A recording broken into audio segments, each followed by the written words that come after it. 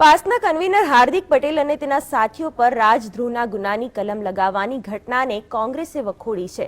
વિધાનસભાના વિપક્ષના નેતા શંકરસિંહ વાઘેલા રાજદ્રોહની કલમ લગાવવા માટે થયેલા અર્થઘટન પર સવાલ ઉઠાવીને સરકાર પર કટાક્ષ કર્યો છે। એક નાના છોકરાઓએ સમાજની લાગણી માગણી લઈને જે કર્યો પ્રયત્ન એમને દબાવવા માટે આ ઇલેક્શનમાં જે હાર ભારી ગયા છે એ દબાવવાની આ કોશિશ થઈ રહી છે। હું માનું ત્યાં સુધી આ સ્પ્રિંગ નીવડશે, ડબલ જોડથી સરકારના લમડે વાગશે। રાજદ્રોહનો આરોપ લગાવવો હોય તો ગમે તેવા શબ્દોનું અર્થઘટન કરીને જે અત્યારે આ સરકાર કરી રહી છે દેશના પ્રધાનમંત્રી ઉપર લગાવવું જોઈએ। ગોધરાની ધમાલ પછી વિધાનસભામાં એમને કીધેલું કે દરેક એક્શનનું રિએક્શન હોય।